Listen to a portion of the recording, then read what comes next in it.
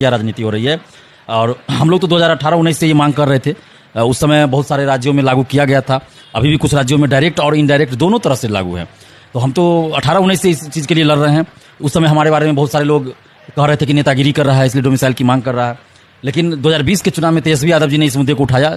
जब हमने पटना में बैनर पोस्टर लगाया था डोमिसाइल के लिए, तो तेजस्वी यादव जी हर जगह चुनावी सभा में बोल रहे थे कि हम सरकार में आएंगे तो 90% डोमिसाइल लागू करें, जिसका हमारे पास सबूत है। पेपर कटिंग भी उन्होंने भाषण दिया था मोतिहारी में और भी कई जगह। लेकिन जब वो सरकार में आए, 17 महीने सरकार में रहे, तो TRE-1 में डोमिसाइल लागू किया गया, जिसका श्रेय लिए वो उनके पार्टी के लोग लेने लगे, लेकिन फिर हटा दिया गया तुरंत। तो उसका भी श्रेय लेना चाहिए कि डोमिसाइल हम हटा रहे हैं, लेकिन वो तो लेंगे नहीं कोई। तो डोमिसाइल हटाया गया TRE-1 में। और उसके बाद देखिए, उस समय जो विपक्ष के नेता लोग थे, जैसे बीजेपी विपक्ष में थी, तो सम्राट चौधरी जी, विजय सिन्हा जी, सब लोग डोमिसाइल की मांग कर रहे थे कि लागू होना चाहिए। विजय सिन्हा जी तो ये कर रहे थे कि वोट दे बिहारी, नौकरी पाए बाहरी, ये नहीं चलेगा। जीतन मांझी जी भी यही बोल रहे थे।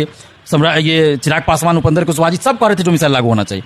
यानी कि कुल मिलाकर आप कह लीजिए तो जदयू को छोड़ के बिहार में जितने नेता हैं, जितने पार्टियां, सब ने डोमिसाइल पे कहा कि डोमिसाइल लागू होना चाहिए जब वो विपक्ष में रहे।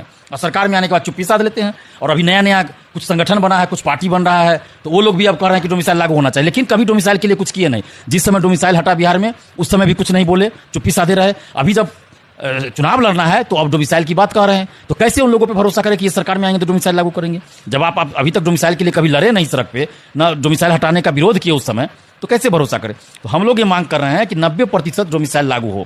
90% का मतलब 90% सीट पर सिर्फ बिहारी हो। 10% ओपन सीट रहे, जिसमें बिहार से बाहर के लोग भी भरेंगे, बिहार के लोग भी फाइट करेंगे 10% में। तो ये हम लोग मांग कर रहे हैं। और प्राइमरी जो एजुकेशन होता है उसमें तो 100% होना चाहिए मेरे ख्याल से, क्योंकि मातृभाषा में प्राइमरी एजुकेशन देना रहता है। अब कोई बंगाल के यहाँ शिक्षक बन गए, शिक्षिका बन गई, गुजरात के यहाँ आ गए, तो 1 to 5 में बच्चों को कैसे वो पढ़ा पाएंगे, कैसे वार्तालाप करेंगे।